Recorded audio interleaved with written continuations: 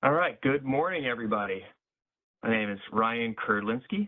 I am a manager in the Department of Market Monitoring. We're the independent market monitor for the ISO's day-ahead and real-time Western Energy Imbalance markets. Today I'll be going over highlights from our 2024 annual report on market issues and performance. This report and the slides I'll be presenting here is the work of all 19 people in the Department of Market Monitoring. And I'm the front man that gets to present their work. All right. Actually, before we get going, I actually need to just say one last thing. Is that I got a little pop-up here. In terms of taking questions, there's some spots here for me to pause maybe 5 or 6 times throughout the presentation. So, feel free to think about your questions might be, and I'll stop and ask people for questions at kind of some of the natural breaking points throughout the talk. Okay, first we'll talk about resources and load across the markets.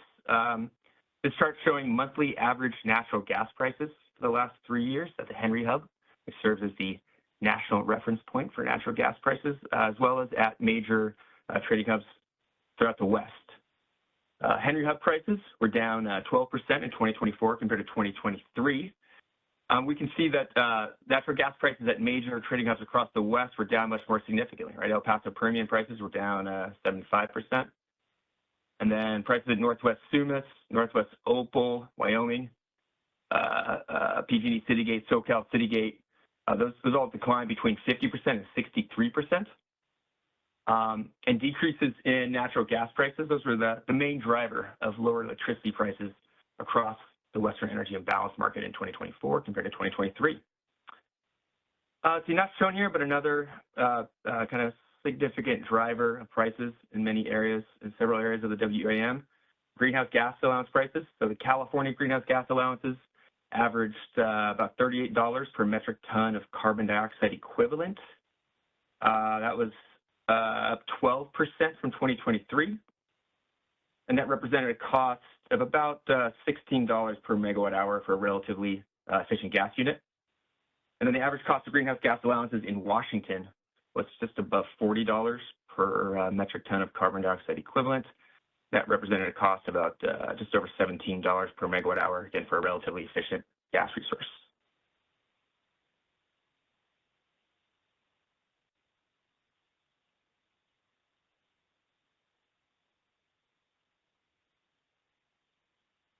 All right, on to slide 3 here. Here we're looking at the quarterly average 5-minute market load by region. Total system load for the whole WEIM averaged about 78.3 gigawatts. That was up 2% in 2024 compared to 2023. Each region's average load increased relative to 2023, kind of ranging from 1% to 4% increase. CAISO there in the dark blue averaged 23.7 gigawatts and was up by 1%. Pacific Northwest in green averaged 22.7 gigawatts. That was a 2% increase. The Desert Southwest in yellow averaged 16.9 gigawatts of load for the year. It was up 4%. Intermountain West in red averaged 10.2 gigawatts. That was up by 2%. And then the California balancing areas besides the CAISO, those are in light blue, averaged 4.8 gigawatts. That was a 3% increase. The WEIM total market load tends to be lowest in Q1 or Q2 and tends to be highest in Q3. The California balancing areas, including CAISO and the Desert Southwest, have the highest loads in the summer. Pacific Northwest have the highest loads in the winter quarters, the fourth quarter and first quarter. The WEIM system load peak in 2024 was 135.3 gigawatts during hourning 18, interval 11. Shoot, I missed the day. I believe it was July 10th. This is higher than the 2023 peak WEIM load of 132.6 gigawatts.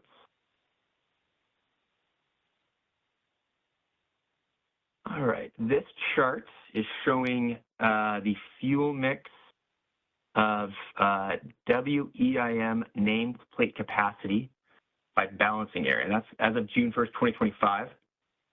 Again, this is nameplate capacity and each balancing area. The red line shows each balancing area's total nameplate capacity, and it's sorted in descending order from highest nameplate capacity to lowest, from left to right. The CAISO balancing area has the most capacity in the WEIM at 94.5 gigawatts, and BPA second most at 40.5 gigawatts. We see here that the hydropower dominates the fuel mix in northwestern balancing areas. There's substantial solar and battery capacity. That's in California and desert Southwest areas. And then a significant percentage of the fleet is natural gas in most balancing areas, aside from a few of those balancing areas in the Pacific Northwest that are really dominated by hydro. Total net change in nameplate capacity from June 1st, 2024 to June 1st, 2025 was around 12.7 gigawatts. CAISO and Arizona Public Service had the biggest capacity increases at about 5.6 gigawatts and 2.4 gigawatts. And across all balancing areas, battery capacity had the most growth at 7.2 gigawatts, followed by solar with 3.7 gigawatts. All right, the next few slides are about the generation actually dispatched in the Western Energy Imbalance Market 5-minute market. Right, that's different from the nameplate capacity I just showed on the last slide. Let's see, before I get into these next 4 slides, I just want to talk about the WEIM overall. There was over 354,000 gigawatt hours of generation in the WEIM system that came from renewable resources in 2024. 47% of that generation was from non-hydroelectric resources, right, so mainly intermittent renewables. And overall, renewable resources, including hydro, produced over 40 gigawatts of power on average across the year. That accounted for more than half of the total WEIM system load. All right, now this slide, the next 3 slides, we're looking at the changes in production in each WEIM region between 2023 and 2024. Positive numbers mean an increase in 2024 compared to 2023 for that fuel type. Negative numbers mean a decrease in generation of that fuel type. The black line shows the change in load for each hour. Then just want to explain kind of what a couple of things here. The dark red bars, so that is changes in imports in each region, and those are the kind of the base schedule or hourly block imports into areas, right, including over the intertie constraints, the ITCs for the CAISO balancing area. And we differentiate those from the lighter pink bars. Those are the dynamic WEIM transfers, the transfers that are optimized either up or down in the Western Energy Imbalance Markets, 15 and 5-minute markets. So here we're looking at the change in hourly generation by fuel type for the California region. We see natural gas generation there in kind of the light blue that decreased in all hours in California. All across all California balancing areas. Batteries in the turquoise there, increased charging in solar hours and increased discharge over the evening hours and even all the way into the early morning. Notice the increase in battery discharge in hours 6 and 7. Solar increased in midday hours, and that contributed to a decrease in net WEIM transfers into the region during those solar hours. So California was actually a net exporter of WEIM transfers during those hours. And then the base scheduled hourly block imports in dark red, those increased. The California region overall was a net importer in each quarter of 2024. Here we look at the same chart, but for the desert Southwest region. Some similarities to California, right? The battery charging increased significantly midday. See a large increase in solar. We see battery discharge over the evening peak net load, those evening peak net load hours and beyond into the morning there again. Those increased significantly. On average, solar generation increased by about 700 megawatts per hour in 2024. That's up 51% from 2023. Those net imports in dark red decreased by 700 megawatts. And the net dynamic transfers into the region decreased by about 400 megawatts on average. So that, except for the third quarter, the Desert Southwest was a net exporter in each quarter of 2024. Again, it shows the same charts, but for the Pacific Northwest region. Wind and hydroelectric generation increased in all hours in the Pacific Northwest in 2024. We see net imports and net dynamic transfers had the largest changes. The average increase in those net dynamic WEIM transfers in light pink, those were about 600 megawatts increase. But there is a decrease in net imports, i.e. more exports out of the Pacific Northwest. That was about 1,500 megawatts, a decrease in net imports, average overall hours. And not shown here, but the Pacific Northwest ended up being a net importer of the WIM transfers in every quarter. And aside from the first quarter, Pacific Northwest was a net exporter of the base scheduled hourly block intertie transactions. And finally, here looking at the change in same chart, change in average hourly generation by fuel type for the Intermountain West region. On the black there, we're seeing average coal generation in the Intermountain West that decreased by about 650 megawatts. That was down 18%. The coal was largely replaced by solar in the midday hours. That was up on average 200 megawatts overall hours. And coal was replaced by largely by natural gas in the non-solar hours. Natural gas was up about 450 megawatts on average overall hours. And then Intermountain West was a net importer in each quarter of 2024.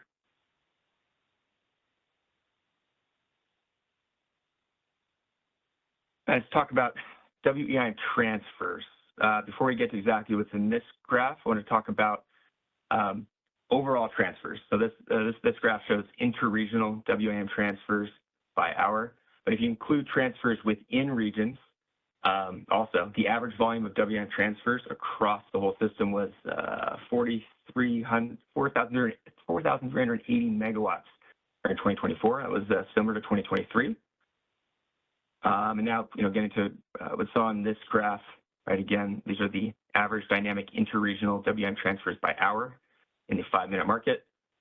I think the thing that stands out most is that those WEIM transfers between regions was very different during midday solar hours than during the evening and early morning hours. Right? During solar hours, we see transfers mainly from the CAISO balancing area. But during non-solar hours, right, we see transfers were lower. And they're mainly from the Desert Southwest regions to California and the Pacific Northwest. And not shown here, but talk a little bit about the transfer limits, the limits on those transfer constraints that these transfers occur on. The Pacific Northwest and Intermountain West continue to have much lower transfer capacity into and out of the regions than the Desert Southwest and California. The transfer capacity into and out of both California and the Desert Southwest average close at 30,000 megawatts. But the transfer capacity into the Pacific Northwest was 1,600 megawatts on average, and out of the Pacific Northwest was only 800 megawatts. Transfer capacity into the Intermountain West was only 2,100 megawatts. Out of the Intermountain West, it was 2,900 megawatts. So it's this lower transfer capacity into and out of the Pacific Northwest and the Intermountain West contributed to balancing areas in those regions being more frequently separated by congestion from the larger WEIM system. All right, so that's a good spot to stop to see if we, for any questions for a couple of minutes here. You can take to the lines, Silas. If you would like to ask a question, you can press the raise hand icon at the bottom center of your WebEx screen. If you'd like to send your question through the chat panel, you can please open the chat by clicking the chat bubble icon at the bottom right corner of your screen. And please make sure you send your chat questions to all panelists by clicking the drop-down menu in your chat panel. Now we do have one hand raised in our verbal queue. Daniel, your line is unmuted. Can you please state your name and your organization when you state your question?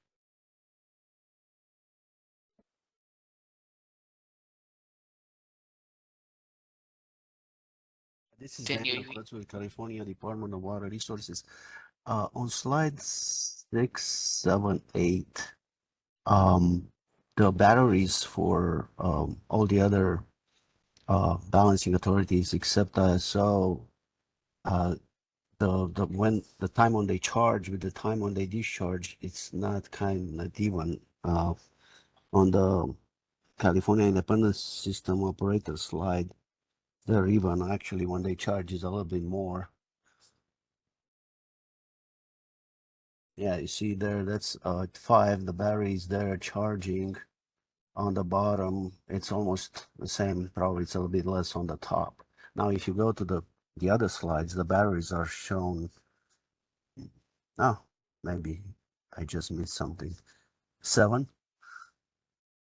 slide 7, page 7. Yeah, looks like here the discharging batteries is much bigger than charging. Is something that I'm missing, or they have different batteries that are much more efficient? That's a good question. Yeah, I had not noticed that. Yeah, I can take that offline and look into that. Okay, thank you. That's all. Yeah. I wonder if they found something that we don't know. Thank you. Yeah. Yeah, I know. I mean, in the WIM, some of them can come in charged, right, due to with their base schedule. So that I think we can see some maybe some anomalies from that. So that again, that's a possibility, right? That they're coming in charged versus having it all be in the market. But yeah, now yeah, that's I can get back to you on that. Thank you. Any other questions? All right, we don't have any other questions in the verbal queue, but one came in through the chat that says, as of June 1st, but over what period? I'm guessing that was the capacity, the nameplate capacity question. Yeah, I mean, this is just it's the nameplate capacity that exists as of June 1st, 2025. And then when I was verbally talking about the changes in capacity, the changes I was talking about was from June 1st, 2024 to June 1st, 2025. Okay. All right, with that, I'll get going on prices. Thanks for the questions. All right, this chart showing the weighted average monthly 15-minute market prices by region. Then the table is also showing the overall average prices in each region in 2024 and the change of those prices relative to 2023. The load weighted average prices across the WEIM and the 15-minute market were $40 per megawatt hour, and that was down 35% from 2023, due mainly to lower natural gas prices. In 2024, the Pacific Northwest recorded the highest average price at $49 per megawatt hour. The other regions range between $31 and $42 per megawatt hour. Severe cold weather in January 2024, so that spike there in January, that contributed to high prices in the Pacific Northwest. The Desert Southwest had lowest average price at $31 per megawatt hour, right, significantly below the $49 average in the Pacific Northwest.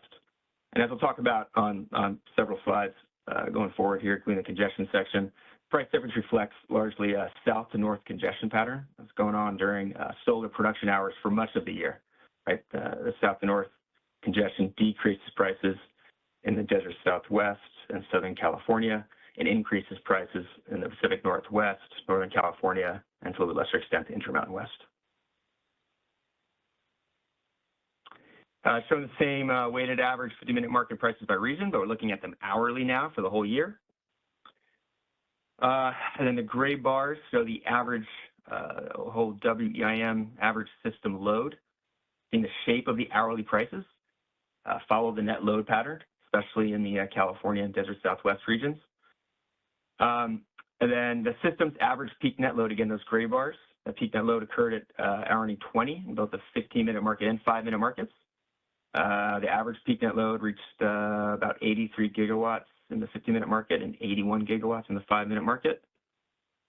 And now looking to those price lines, all regions had their peak average prices around the evening ramping hours. Something that stands out, the blue line, right? The prices in California region, those are higher than prices in other regions. during those evening peak hours was mainly due to California greenhouse gas costs. But during the midday solar hours, the Pacific Northwest had higher prices than other regions, and Desert Southwest had lower prices. Again, the cause of that was the south-north congestion during those high solar energy production hours. Now, this chart shows the average 15-minute market prices by balancing area for all of 2024. Those black dots show each balancing area's overall average price is broken down into the component of prices for each balancing area. It's sorted into regions. And within each of the regions, it's sorted by the balancing area or kind of sub-region within the balancing area. That the highest price on the left, the lowest price on the right. So you can kind of get a sense of where the price differences were going, patterns of that. So we see the greenhouse gas component. That's the green bars. Greenhouse gas component of prices that contributed to higher prices in California balancing areas on average over the years relative to balancing areas in all other states. And then internal transmission constraints within the CAISO balancing area. That's the yellow bars. You see that contributed to lower prices in the Desert Southwest and Southern California, and contributed to higher prices in the Pacific Northwest, Northern California, and much of the Intermountain West. Then WEIM transfer constraint congestion, that's the red bars. That was in the direction on average into the Pacific Northwest and most Intermountain West balancing areas.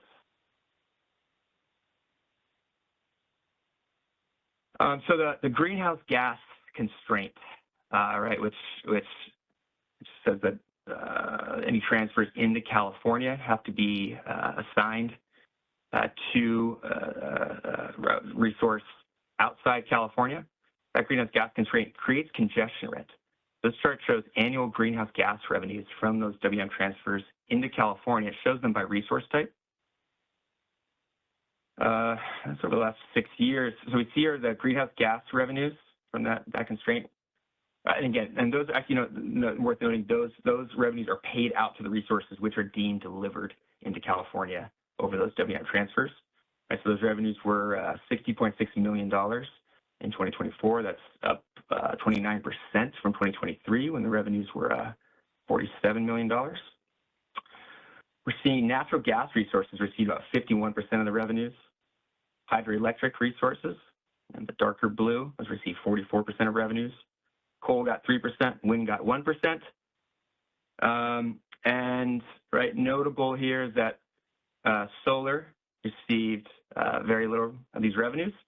That's because if you think back to the slide we showed WM transfers, right, there's only going to be greenhouse gas prices and revenues collected on the greenhouse gas constraint when transfers are actually into California. I think back for, if you want to get access to the slides, the report, the WM transfers during the solar hours were mainly from California out to other WM balancing areas. So you're not going to get a lot of greenhouse gas revenues from solar, actually. Okay, now we're going to shift to look at day-ahead prices and how day-ahead prices compare to maybe to real-time prices. This shows the monthly average PG&E City Gate gas price. That's the dark black line. And then it shows the load-weighted average electricity prices for balancing area that's in the day-ahead market. As obviously now it's just the CAISO balancing area. In 2024, day-ahead prices averaged $41 per megawatt hour. The 50-minute prices for CAISO averaged $40 per megawatt hour, and 5-minute prices averaged $39. We see January had the highest prices with an average over the 3 markets of about $74 per megawatt hour. We see on average, right, overall, these monthly prices in all the 3 markets converge pretty well. And then it's a good trend that's worth pointing out because this may change in the future, and it's maybe changing a little bit as we see now, but both electricity market prices do continue to follow natural gas prices, right? And that black dotted line is going up. We see electricity prices going up, and it goes down. We're seeing electricity prices going down. This shows the same load-weighted average energy prices, right, for the CAISO balancing area, right, the only balancing area in the day-ahead market. We're showing them hourly, and we're putting on here the average net load for the CAISO balancing area. We see overall, well, actually, for all hours, actually, day-ahead market prices converge well with 15-minute market prices, right? The blue and the yellow converge well. We expect that. This is virtual bidding. is doing its job, converging prices between day and 15-minute market. And then all those prices converge with the 5-minute market well, except over the peak net load hours. Right over the peak net load hours, and we'll talk about this in the latter half of this talk. CAISO balancing hour operators do bias that 15-minute market load significantly more than the 5-minute market load over those peak net load hours. That's to deal with net load uncertainty over those hours.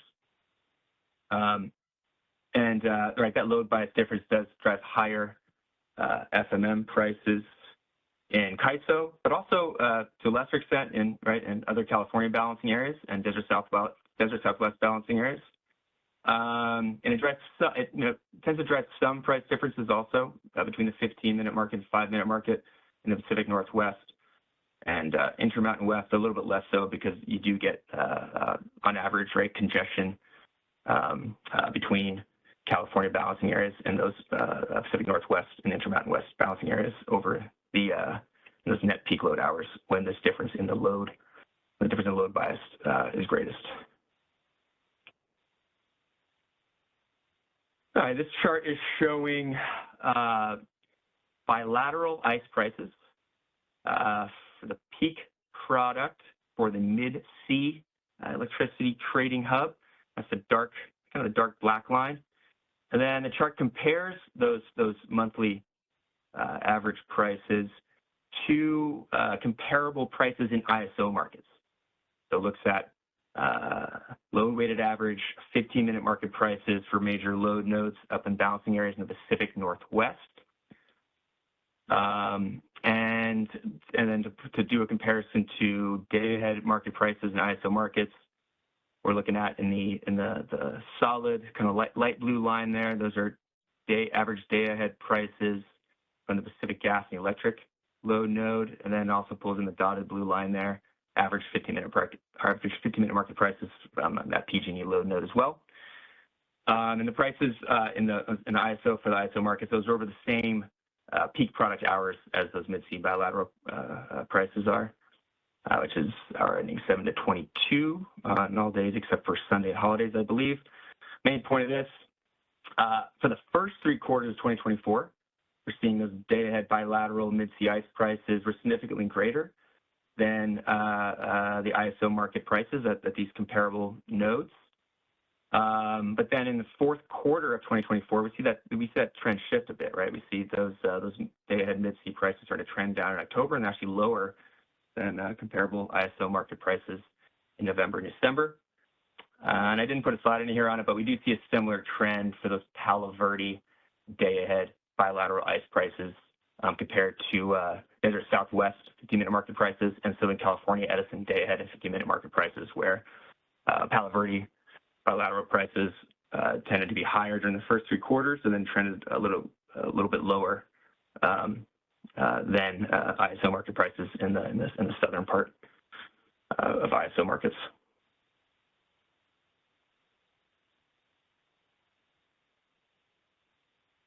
Right. So here we're looking at total annual wholesale cost per megawatt hour of load, which DMM estimates from ISO settlement. The blue bar shows the average nominal cost of serving load on average over the years. We're showing that for the last 5 years. You see the total estimated wholesale cost for the CAISO balancing area was about $9.1 billion, or about $44 per megawatt hour. That was a 38% decrease from 2023, when the average nominal cost of serving load is about $71 per megawatt hour, or $14.5 billion. But then we normalize those wholesale costs for the impact of natural gas prices and greenhouse gas compliance costs. We use 2020 as a reference year. And so our average daily gas price, including that greenhouse gas adjustment, that's shown with a green line for these years. The yellow bar then shows the average wholesale cost normalized to the gas and greenhouse gas costs. So we're seeing for 2024 that after normalizing for natural gas and greenhouse gas, that wholesale energy costs were up 7% in 2024, up slightly to $36 per megawatt hour. That was up from just a little bit from $34 per megawatt hour in 2023. And think loads being up 2% in 2024 did contribute to that small increase in normalized wholesale energy costs.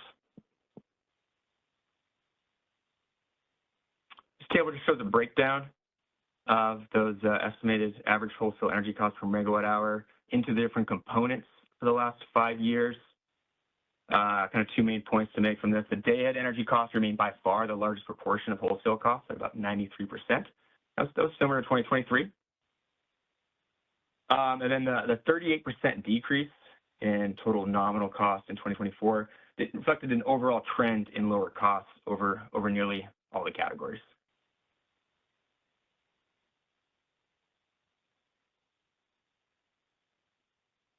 So DMM, we do an optimization for a couple different types of gas units in order to try to estimate the net revenue of hypothetical units. Here we're showing our estimated net revenue of a hypothetical combined cycle unit. That's the green bar. And then the point of this is to compare that to DMM's estimate of going forward fixed costs, which is the kind of thicker gray bars, and also to the overall fixed cost, right, of having a hypothetical combined cycle unit. Those are the yellow lines up above. So for a combined cycle unit, we estimate net energy market revenues for about $14 to $19 per kilowatt year, significantly lower than that total annualized fixed cost, right, the yellow line of $140 per kilowatt year, and also in 2024 lower than DMM's estimates of the going forward fixed cost for a combined cycle unit, which we estimated about $32 to $42 per kilowatt year. So the results continue to emphasize the need for any gas resources to recover both initial capacity costs and ongoing going forward fixed costs from bilateral contracts. The ISO's wholesale markets are designed to send price signals that incentivize the most efficient, the most optimal dispatch for the time horizon of that market run, not to provide sufficient returns to cover fixed costs. And this is the same slide, but instead for a hypothetical combustion turbine unit, a typical combustion turbine unit, we estimated net energy market revenues of $10 to $16 per kilowatt year. Again, much lower than total annualized fixed costs of about $172 per kilowatt year, and also for this year lower than our estimate of going forward fixed costs, which we estimated about $33 to $34 per kilowatt year. Okay, that's another good spot to stop for a few questions. So just about on schedule, I think. Yes, we definitely have a few minutes for questions. Silas, you want to ask again?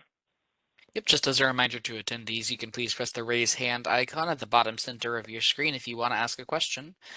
You may also ask questions through the chat as long as you send your question to all panelists from the drop-down menu in the chat panel.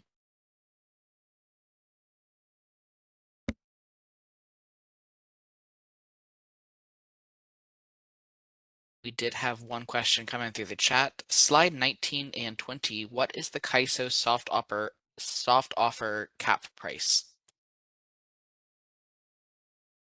So the point, so it's currently, what is it? I believe it's around $88 per kilowatt year. Again, that was just changed. I think it's around $88. And we include that in these charts in order to be an estimate of what a annual resource adequacy payment might be, or if a resource did not receive an annual resource adequacy contract, maybe what could expect to receive from receiving capacity procurement mechanism payment. So the point of that is showing that along with energy, the net energy market revenues, if you add on top of that what a typical annual capacity payment might be, then those are well in excess of the going forward fixed costs. That was the point of that, including on the chart. Thank you. There's another aspect of the chart. Any other questions? Yep. So follow up. The caller says this is the CPM cap, not the energy cap. Thanks. And then Correct. Why do you think the ICE prices are divergent from CAISO prices? Yeah, I think I think probably the main hypothesis for the bilateral ICE prices being higher than CAISO prices are that it gets to the point I made on these slides, which is that ISO market prices are not designed to include capacity prices, right? They're not intended to cover the fixed cost to cover any kind of capacity costs. Whereas transactions in bilateral markets, sellers may include an adder there to potentially cover some of their fixed costs, or capacity costs, and their going forward fixed costs. So that's my hypothesis. Any other questions? We do not have any other questions at this point. Okay, I actually maybe we'll have this up so I can see the chat. All right, thank you, Jeff Nelson, for asking the questions. All right, still on schedule. See if I can keep that going.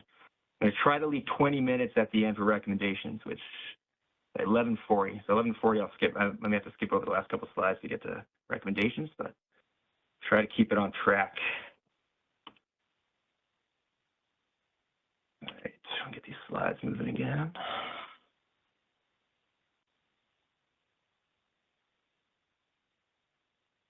All right. So this slide shows the day-ahead residual supply index with the largest 3 suppliers excluded. Again, this is day-ahead, so it's only for the balancing errors in the day-ahead market, which is the CAISO balancing at this point. And it's showing the 500 hours with the lowest RSI 3. Again, what this is you take the total system supply and the CAISO balancing area, you take away the 3 largest suppliers, that's the numerator, divide that by the total load, that's the denominator. That's the RSI ratio, RSI 3 ratio. If that's less than 1, we would deem the market for that hour structurally uncompetitive because the non-pivotal supply there is not sufficient to meet the load.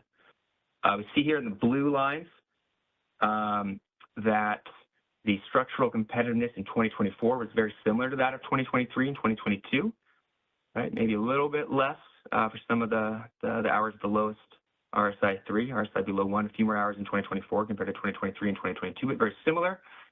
We do see that blue line there for 2024 being significantly higher than the red line for 2021.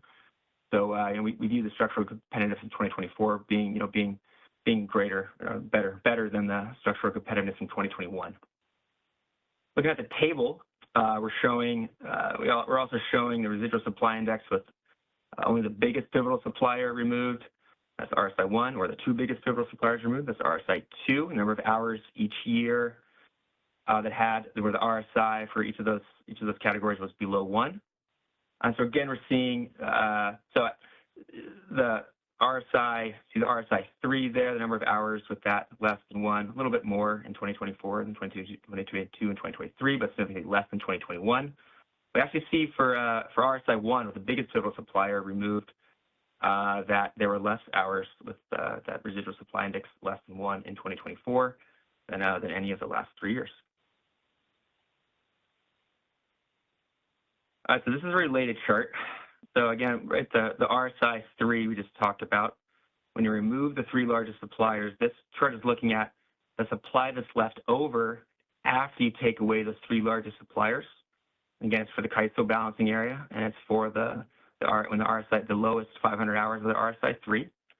It's categorizing that supply that's not from the 3 largest suppliers by fuel type. Those are right each of on the horizontal axis there.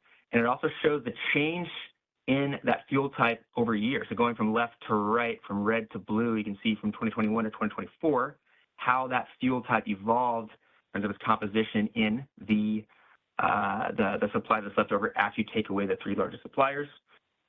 So we're seeing that the continued additions of battery and hybrid capacity there on the kind of towards the right side of the graph. The continued additions of batteries, right, that offset decreases in the gas capacity. That did help to reduce the number of potentially non-competitive hours.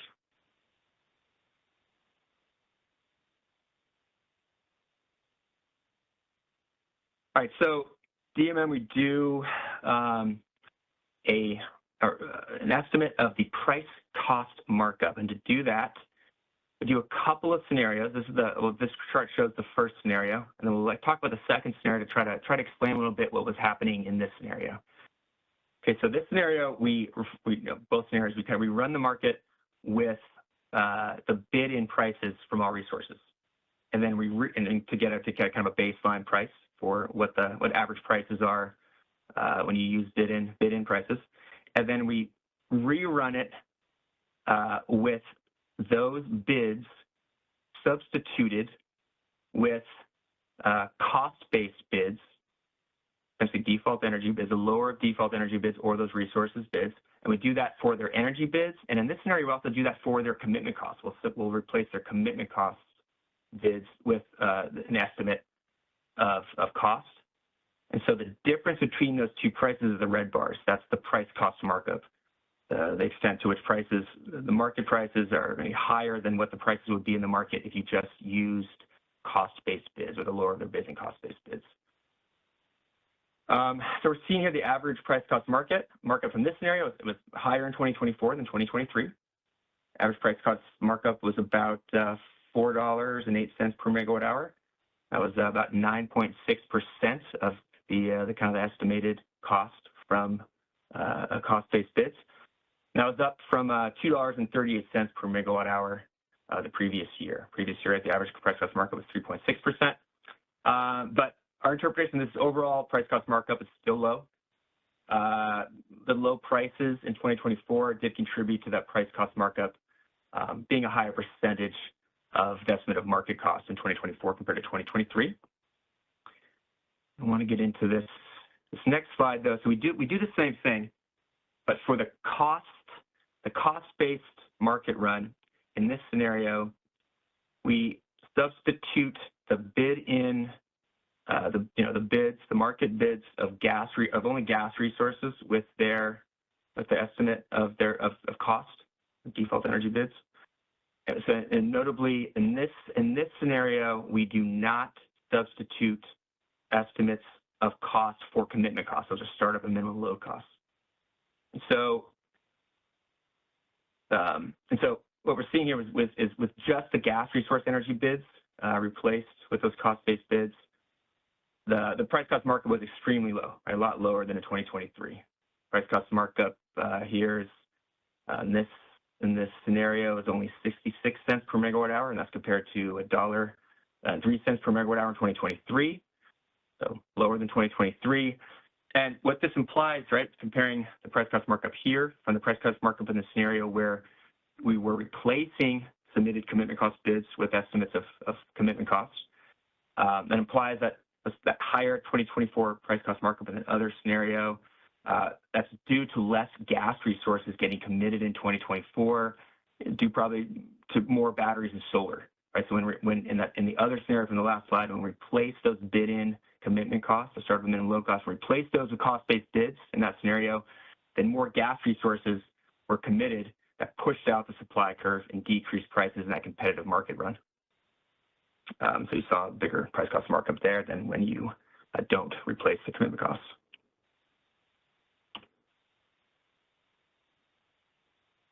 Okay, so this chart shows the average incremental energy considered for mitigation in the day-ahead market. On the report, we also have this for each region in the 15-minute market. The blue bar shows the average megawatts that were considered for mitigation, but not changed by mitigation, right? Those are the blue bars. Yellow bars for each quarter show those average megawatts that actually had the bits changed by mitigation. And then the little red slivers at the top show the small amount of average potential increase in dispatch due to mitigation. So we're seeing this chart is in the day-ahead markets, the bids subject to mitigation were significantly higher in 2024 than 2023 in the day-ahead market. So 2024, at those blue bars, averaged about 4,700 megawatts per hour, up from about 3,000 megawatts in 2023. But as we'll see in a few slides when I get to talk about congestion, this was due to much higher frequency of day-ahead constraints binding and impacting load areas in 2024 compared to 2023.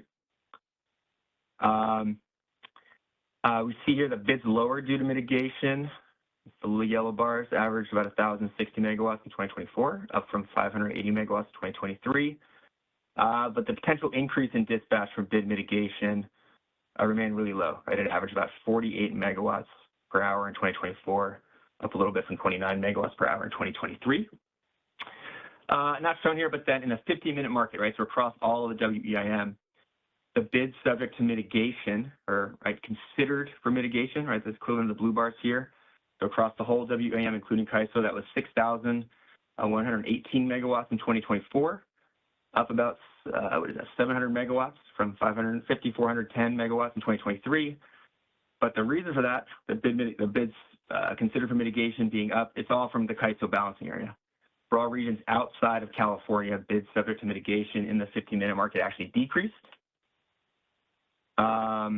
And again, sticking with the similar chart, but for the 15-minute market, again, not shown here, the equivalent of the yellow bars, bids changed by mitigation across all of WEIM was 956 megawatts in 2024, up from 647 megawatts in 2023. But the potential increase in dispatch from mitigation remained a very low 108 megawatts in 2024, up just a little bit from 99 megawatts in 2023. If you go to the report, we have analysis for each of the regions, and you will see a lot of variety in the mitigation statistics by WEIM region. Let's see, let me do a couple more slides here. This point of this, and it gets to an explanation of, it highlights what I was saying about the price cost markup from that, from the main run where we've replaced commitment costs being up this year in 2024. So this chart's just showing the day at real-time gas-fired CAISO balancing area capacity. It's showing the percentage of the startup cost bids for the CAISO balancing area that are in each bid range, right? So there's a cap on both startup and minimum load costs of 125% of estimated costs. So the main point here is looking at those yellow bars.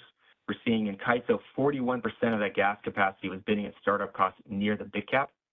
Right, so thinking back a few slides when we showed the price cost markup, right, so replacing those high commitment cost bids with an estimate in that price cost markup competitive run, right, did cause, right, brought a significant amount of capacity down to an estimate of cost in that run, and caused a lot more gas resources to be committed, which then drove that price cost markup. Now to compare that with how are resources bidding, how high are resources, right, bidding their commitment costs in other balancing areas in WEIM besides CAISO. Again, this is just real time, so maybe there may be some differences in real time compared to day ahead.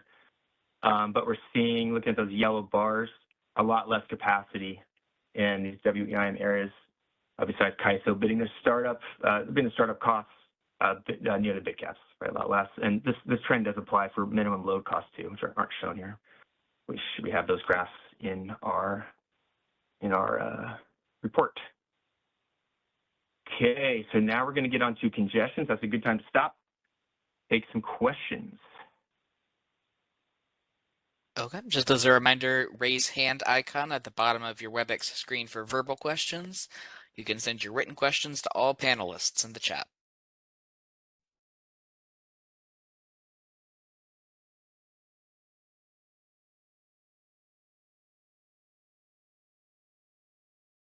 At this time, I'm not seeing any hands up or written questions coming through the chat. Okay. Keep jamming then. Thank you. All right. So this chart is showing in the day-ahead market, the hours that had congestion impacting day-ahead prices by the major load areas in the day-ahead market. Again, it's just the CAISO balancing area. We see here that the percent of hours where congestion did impact major load nodes in the day-ahead market, that increased each year from 2022 to 2024. Overall, in 2024, PG&E load node experienced congestion in 75% of hours. That was an increase from 60% in 2023. And across all CAISO balancing area default load aggregation points, the congestion frequency ranged between 70% to 75% during 2024. And the number of day-ahead intervals with any congestion, right, that doubled in 2024 compared to 2023. They're not shown here, but you can talk about the 15-minute market. The number of intervals where the CAISO balancing area had a constraint and binding, that was up 89% in 2024 compared to 2023. So I think the main point of showing this slide and talking through that is that to provide color to what the point I made a few slides ago, which is the increase in bids that were considered for mitigation, right, in the day-ahead market, but also in the 15-minute market. That was driven by this large increase in the frequency of binding constraints in the CAISO balancing area, right, in both the day-ahead and real-time markets.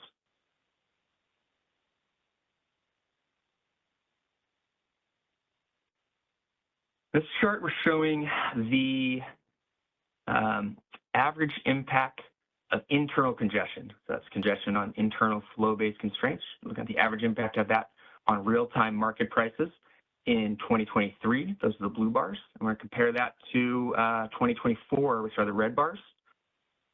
On this chart, we're averaging the impact of prices on all balancing areas in the real-time markets. We're averaging the 15-minute market and 5-minute market prices. Sorry, we're averaging the prices from those two markets to show the average impact on each balancing area or major load area within the balancing areas for each of these 2 years. And we see here for most balancing areas, the price impact of the real-time congestion was much lower on average in 2024 than it was in 2023, right? The absolute value of those red bars is lower for most of these balancing areas. And then, to repeat a point, it's been shown, I showed in earlier slides, that congestion, this is, just looking from congestion from internal constraints, but the congestion was on average from the desert Southwest in Southern California and into the Pacific Northwest, Northern California, and the Intermountain West.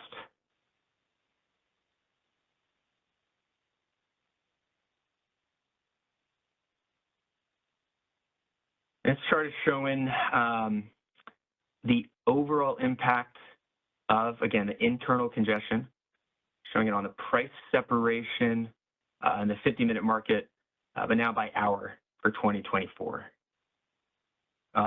So the darker blue shades indicate that that congestion was from that area, so driving down prices in that area. And as you get to darker orange shades, that indicates on average internal congestion was increasing prices more in that balancing area.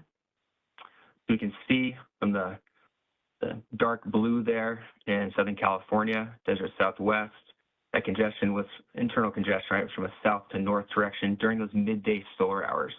See the dark orange in Northern California, Pacific Northwest, and much of the Intermountain West.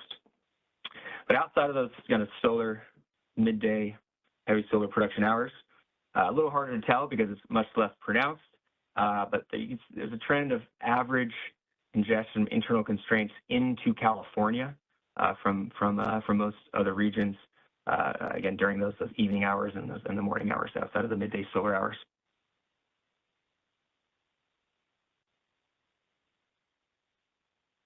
Now we're looking at day-ahead congestion rent and loss surplus by quarter for the last 3 years.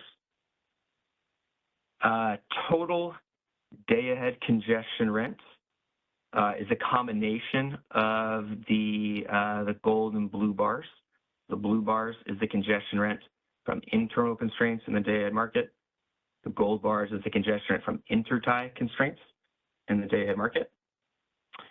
So in 2024, the overall annual congestion rent was $537 million. It was a decrease of 6% from 2023. And the reduction in the congestion, right, the congestion rent there can be attributed to a decreased congestion rent from internal constraints, that's the blue bars. Internal congestion rent decreased a lot, decreased from $526 million in 2023 all the way down to $373 million in 2024. But a lot of that was offset by intertie congestion rent. Intertie congestion rent increased from $47 million in 2023 up to $164 million in 2024. And the primary driver of the increased intertie congestion rent this year was severe cold weather in the Pacific Northwest in the first quarter of 2024.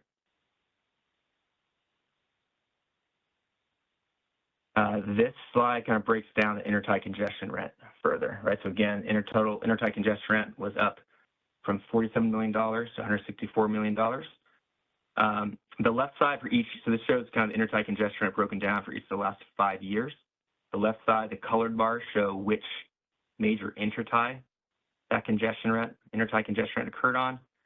The gray and white bars to the right show whether or not that intertie congestion rent was export in gray bar or import, the import direction in the white bar.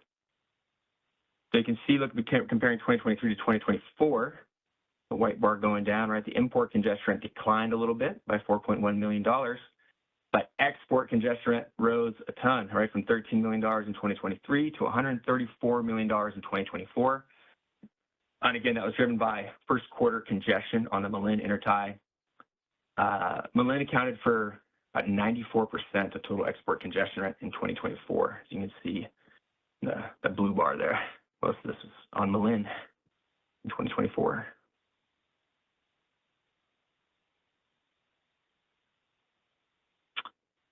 All right, so now we're looking at the Congestion Revenue Rights Auction. CRR auction revenues received by ratepayers, that's the blue bar. And we want to compare that to the dark green bar. Those are the payouts to auctioned CRRs based on prices in the day-ahead market. The difference between those dark green bar payouts and then the revenues received in the auction by transmission ratepayers, that's represented by the dark yellow line, right? And those represent ratepayer losses from the ISO's Congestion Revenue Rights Auction. In 2024, ratepayer auction losses were around $66 million. And that was up from $59 million in 2023. These losses were about 12% of the day-ahead market congestion rent. So that ratepayers receiving an average of 69 cents in auction revenue per dollar that they paid out to these auction congestion revenue rights holders.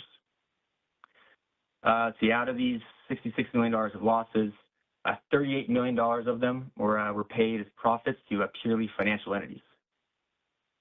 And then this year we added some information on these Track 1B revenue deficiency offsets. So in 2019, the ISO implemented reforms called Track 1B CRR reforms, and that limited the payouts to CRRs to just the congestion rent that's collected on each constraint over each hour in the day-ahead market. So the light green bars on top of the dark green bars, those represent the amount of those Track 1B deficiency offsets which were not paid out. This represents the kind of payments to those auction CRRs auctioned by non-loan serving entities. That's the payouts that would have happened if not for these Track 1B offsets. So we estimate that for 2024, the Track 1B revenue deficiency offsets, those reduced payments to non-loan serving entities, auction CRRs by about $102 million. Right, so that kind of the lighter gold line, right, shows it's an estimate of what the losses of transmission ratepayers may have been if not for those Track 1B deficiency offsets limiting the payouts to CRRs. And it's not a perfect comparison because some would argue that without those offsets, the auction revenues, right, in the blue bar would be a little higher. But it does show that those Track 1B offsets have played a major role in reducing losses to transmission ratepayers from the CR auction design. But DMM continues to recommend that the ISO change the CR auction design. Right, currently, the CR auction design, it'll auction off, after accounting for the amount of allocated CRRs, it'll auction off a quantity of CRRs based on the amount of transmission capacity that the ISO estimates is going to be available. So that amount of transmission capacity in excess of what's taken up by allocated CRs, that amount of transmission capacity essentially gets auctioned off on behalf of transmission ratepayers at a $0 reservation price. And so that's driving these losses. So we continue to recommend the ISO change that congestion revenue rate auction design to be an auction in which these financial hedges, the CRRs, are sold by willing sellers, by sellers who can put the actual reservation price based on what they expect the payouts to be into their bid, as opposed to being forced to current auction design forcing transmission ratepayers to auction those off at a $0 reservation price. All right, that's a good time to stop for questions. Let me finish the congestion portion. Okay, we've got one hand up in our verbal queue. Daniel, you can go ahead. Hi, this is Daniel with Department of Water Resources. Ryan, if you can go to page 31, 31st. Yes, and I'm kind of believe the page 32 answers. I think when you mentioned the intertie congestion rents, that's some of the both directions, yeah? The yellow. Correct. Okay. I believe so. It should be. Yeah, if I got this right, yeah. Yeah, and I think it was another one, but the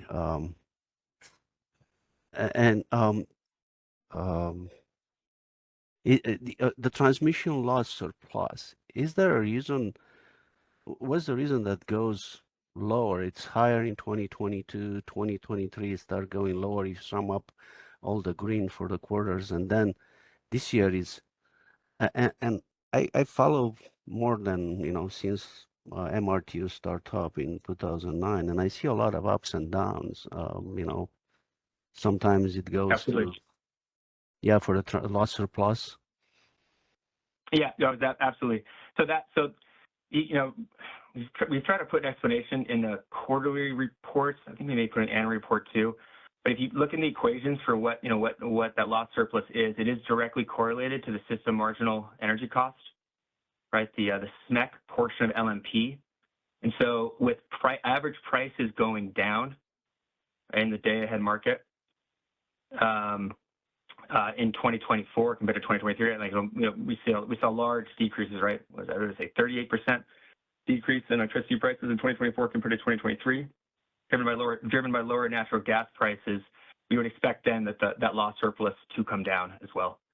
So most of the decreases is driven by lower prices, lower system prices.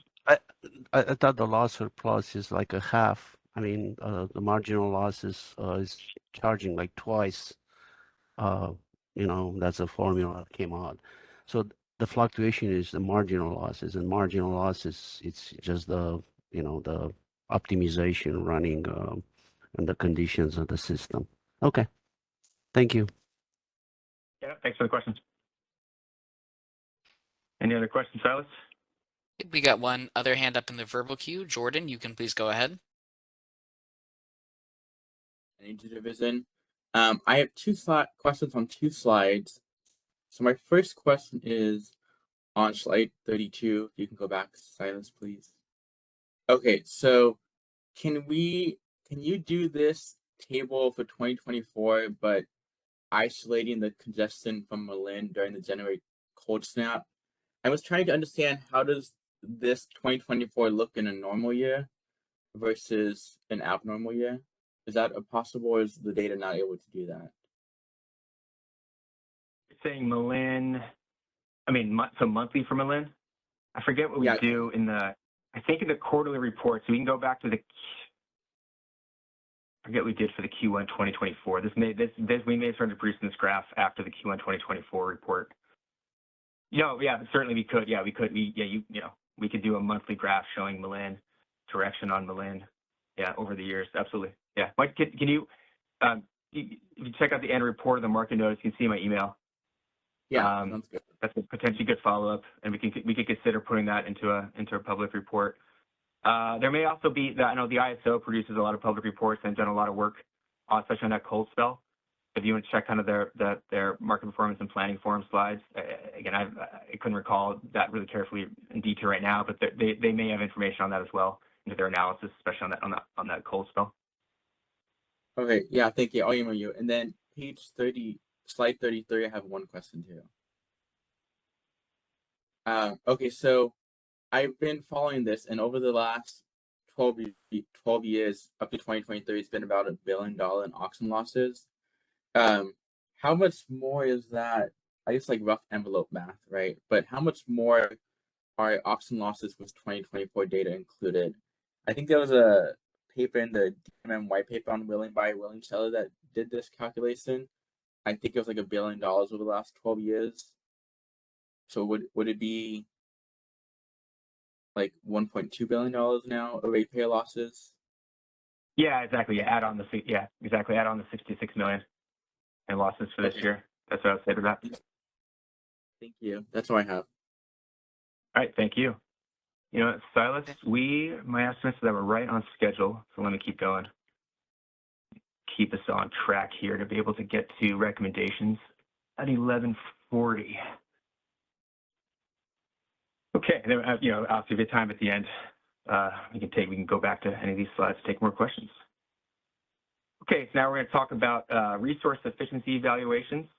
Right, those are tests done to make sure each balancing area in the WEIM has enough capacity to meet the expected load ramp, you know, so flexible capacity to meet the load ramp over the coming hour, plus uncertainty, and also enough capacity, that's in the capacity resource efficiency evaluation test, is to meet the maximum load in the upcoming hour. These are not shown on this slide, but just a point to make here is that most balancing areas failed each resource efficiency evaluation test in less than 0.5% of intervals, so very low frequency of RSE test failures. Some mild exceptions were the Public Service Company of New Mexico. They failed the upward flexibility test in about 1.6% of intervals. And WAPA Desert Southwest and El Paso Electric, they failed that upward flexibility test in about 0.7% and 0.6% of intervals, respectively. New Mexico also failed the downward flexibility test in just about 0.5% of intervals, but everybody else across all the tests failed, each of them in less than 0.5% of intervals. All right, now going on to this table is showing information about the 10 balancing areas that opted into the Assistance Energy Transfer program on at least one day during 2024. And it gives information on the additional transfers that balancing areas received during intervals, right, in which they failed a resource efficiency evaluation test and they had opted into assistance energy transfers. And we talk about additional transfers in due to assistance energy transfer. What we're talking about is if an area does not opt into assistance energy transfers, its transfers are limited at whatever the amount of transfers came in just the prior interval, this interval when they failed it. If they're opted into assistance energy transfers, they can, you know, optimization can give them as much transfers as their normal transfer limit would allow. So the additional transfers we're talking about are the transfers that are coming in for areas that are opted into assistance energy transfers in excess of what they were capped at had they not opted into assistance energy transfers. So see from this chart, 8 of the 10 balancing areas that opted into any point, 8 of those balancing areas did receive additional WIM transfers during a resource efficiency evaluation failure as a result of the program. And then the total megawatt hours of additional WIM transfers received by each of these balancing areas over the year range from 45 megawatt hours to 973 megawatt hours.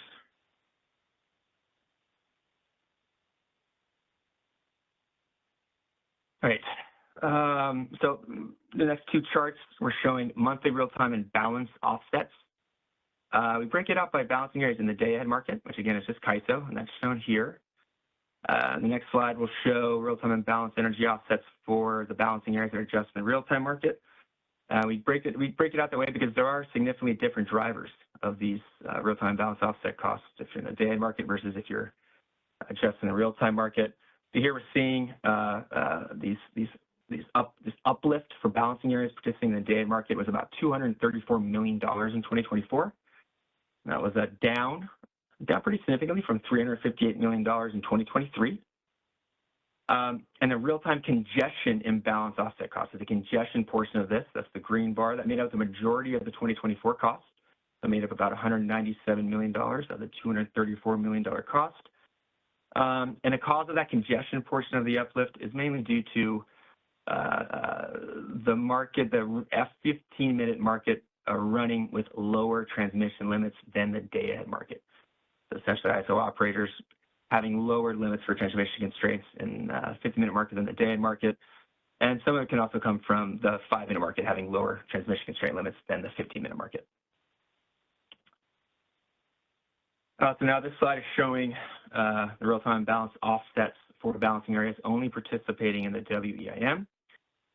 And we see that for these balancing areas, this was actually a credit, right? Overall, for balancing areas just in the WEIM real-time markets, RTIO was a $157 million credit to these entities in 2024. This down from it being a $237 million credit in 2023. The green bars here show the congestion portion of that. So the congestion portion of this offset was a $173 million credit. And that's largely from congestion rent from WEIM transfer constraints. So again, that's the main difference in the driver of these, that there being different a different story for these offsets for areas just in real time versus day ahead. Real time, most of this is a credit driven by congestion rent actually accruing on these WEIM transfer constraints in real time. The energy portion of the offsets for a $15 million charge that did make a decrease the overall credit that WEIM areas received. But going to our report, we have more detail on this. There was significant differences between balancing areas in terms of how much credit they received, or in some of them, some balancing areas received overall a significant uplift charge from this real-time balance offset. So for instance, PowerX, right, had a $40 million credit. Other areas of big credits were PAC East with $39 million, PAC West had a $36 million credit, Puget Sound had a $26 million credit, and Salt River Project had a $22 million credit.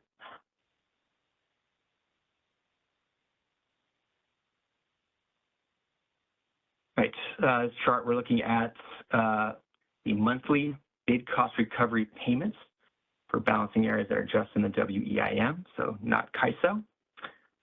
BCR for units in these non-CAISO areas totaled about $16 million, of a decrease of about 50% from $31.8 million in 2023. And of the $16 million, $10.6 million of the bid cost recovery payments went to resources in the Desert Southwest region. That's the gold bars. Again, we're separating this uplift,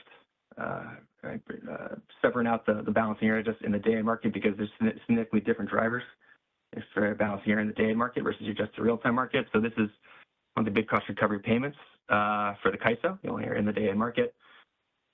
So BCR for CAISO here totaled $141 million. That was a 48% decrease from the $275 million in bid cost recovery in 2023.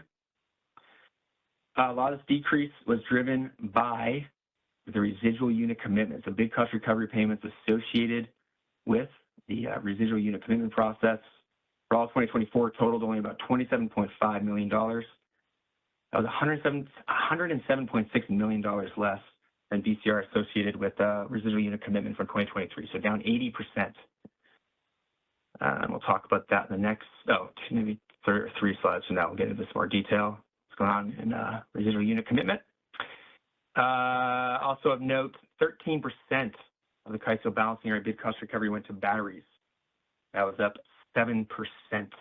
Sorry, up from 7% in 2023. So 7% of BCR went to batteries in 2023, and up to 13% of CAISO bid cost recovery going to batteries in 2024. So other market adjustments. So operators will adjust load forecasts, and this is showing just for the balancing areas in just the Pacific Northwest region. We're looking at the average hourly load adjustments for each balancing area in the 15-minute market on the left and the 5-minute market on the right. We show them as a percentage of each balancing area's load to get a sense of, it gives you a better sense of how much load adjustments each area is doing. And for most balancing areas, they do significantly more adjustments to the load forecast in the 5-minute market than in the 15-minute market. Two exceptions are the CAISO balancing area. We'll look at that the next slide. They do significant amount of load adjustment in the 15-minute market. And then shown here is BPA. You see the dark purple line there, especially on the left in the third quarter, fourth quarter. BPA also does a relatively significant amount of load adjustments to load forecast in the 15-minute market. So for the most part, we show the same charts for each region, so each balancing area in those regions, and there is significant load adjustment in the 5-minute market for many balancing areas. Okay, so now we're looking at for the CAISO balancing area. They're the other anomaly. We're showing their hourly average load forecast adjustment in the hour-ahead market. Those are the solid bars for the last 3 years. And then we also looking at CAISO balancing areas average adjustment to load forecast for the 5-minute market for each of the last 3 years. Those are the dotted lines. Focus on the red solid line and the red dotted line. We notice here is a significantly larger adjustments to load forecast in the hour-ahead market, right, the solid red line, compared to the 5-minute market. This is dotted red line, and that's particularly over those peak net load hours, those evening peak net load hours. We're seeing CAISO operators adjust the load forecast to hour market on average over the whole year at about 1,400 megawatts more in hour ending 19 in the hour market compared to hour ending 19 in the 5-minute market. And so why do operators do this adjustment to load in the hour market? It's to help address uncertainty that can materialize. Net load uncertainty in particular, so uncertainty in load, uncertainty in variable renewable energy forecast. And so by increasing the load forecast in the hour market, that can help to procure more capacity. Right? The hour market runs 1 to 2 hours ahead of actual flow, so it can procure additional intertie capacity, right? Hourly block intertie capacity, and it can help to commit additional resources as well to free up resources to be able to ramp quickly in case net load uncertainty materializes 1 to 2 hours out. Not shown here is the 15-minute market load bias, but that's because that is very, very similar, almost identical on average to the hour market load bias. And also, most hours when we look at it, it's also very similar. That's an intentional thing that we believe that operators do to keep that 15-minute market load bias very similar to the hour market load bias. And so that this higher 15-minute market load bias than the 5-minute market load bias over those peak net load hours in the evening, that causes significantly higher prices in the 15-minute market than the 5-minute market over those hours. Recall back when I was showing the average prices, average hourly prices in the CAISO balancing area early in this presentation. There's a significantly higher 15-minute market prices than 5-minute market prices. This is the cause of that. Looking at these hours here in the evening when operators are pushing up that hour ahead and 15-minute market load forecast significantly higher than the 5-minute market load forecast. All right, so operators also do adjustment to the load forecast in the residual unit commitment market. And so this chart showing the average residual unit commitment adjustment by day. The reason they do that, or adjusting the load forecast in RUC, is to address uncertainty that may materialize in net load between the day-ahead market and the real-time market. And so this chart showing that operator adjustments to the RUC load forecasts were down 56% in 2024. To tie that back to bid cost recovery we talked about, right? That was the main cause of bid cost recovery associated with RUC being down $107.6 million in 2024 relative to 2023. So the CAISO uses the ISO, right? Uses a mosaic quantile regression technique in order to estimate different percentiles of net load uncertainty that might materialize, right? They could estimate how much capacity they would need to procure to cover the 97.5th percentile of uncertainty, 75th percentile of uncertainty, 50th percentile of uncertainty. And so the CAISO will make a determination for each hour although generally it's correlated with kind of with days, for what percentile of uncertainty that may materialize in that load between day and real time they want this adjustment to the RUC load forecast to cover, right? And so here we're seeing, and DMM, we do an estimate of that Mosaic quantile regression, so we can put out here an estimate of whether or not we think the KISO balancing area is trying to cover right the 97.5th percentile of uncertainty, those are the red bars, or if they're adjusting that RUC load forecast up to only cover the 75th percentile of uncertainty, 50th percentile, or if they're not doing any adjustment, right? They're not trying to cover any uncertainty in net load. We're seeing here at so they ISO set that uncertainty adjustment to RUC to cover the 97.5th percentile of net load uncertainty and only 5% of days in 2024, right? That's the red bars, not many red bars there. They were trying to cover the 75th percentile on 37% of days. That's the gold bars. They're trying to cover the 50th percentile of uncertainty on 33% of days. And then do any adjustment to RUC on 26% of days. So this relates to a recommendation we have for the imbalance reserve up product for the extended day in market. Right, the imbalance reserve up product coming up with the EDM implementation that's intended to procure capacity to address this same uncertainty as this RUC adjustment. But the requirement, right, the end of the demand curve for that for the imbalance reserve up product, that's going to be set to cover or put a $25 per megawatt hour value on the 97.5th percentile of uncertainty on all hours of all days. And so we kind of view, or looking at this chart here, we view what the KISO operators are doing with the RUC adjustment. It's kind of indicative of how much uncertainty do operators actually think they need? How much capacity do they think they actually need in order to address the actual uncertainty that may materialize between day and real time? We're seeing that they're not trying to cover that 97.6th percentile very often at all, right? Just 5% of days in all of 2024. So we think that, right, that indicates, right, that kind of low number of hours in which the ISO is using that 97.5th percentile target in RUC, that indicates that the imbalance reserve product demand curve may be much too high during most hours. So we are continuing to recommend that as we go into EDAM, that the ISO try to quantify what is the extra supply that the ISO operators, right, do think they're going to get in the real-time market to cover uncertainty that's in addition to the capacity that they're getting from either the financial portion of the IFM or from RUC, right? Because clearly most of these days, the uncertainty does arise, but they're not, the ISO is not trying to procure capacity to cover all of that uncertainty. So they're counting on, they're counting on other supply that does not have an energy or a capacity schedule in day and market to show up in real time.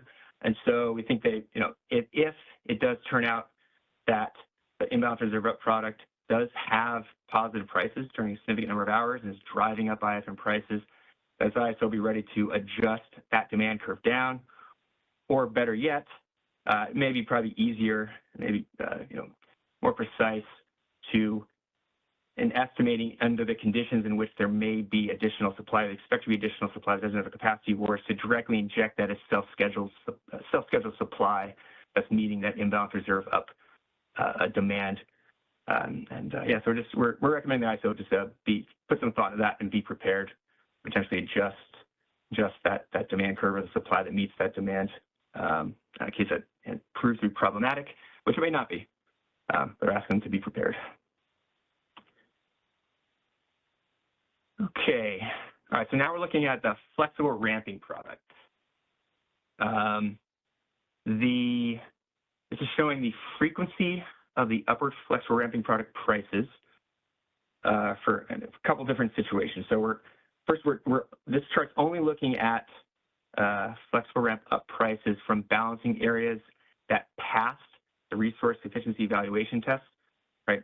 Areas that pass resource efficiency evaluation test get put into a group called the pass group, and they kind of split up the demand for the whole kind of this larger system of areas that pass the group. They split up the demand for flex ramp product, but they can have prices from call it a system level from two different ways. One way it's from the system constraint for flexible ramp up product for this pass group.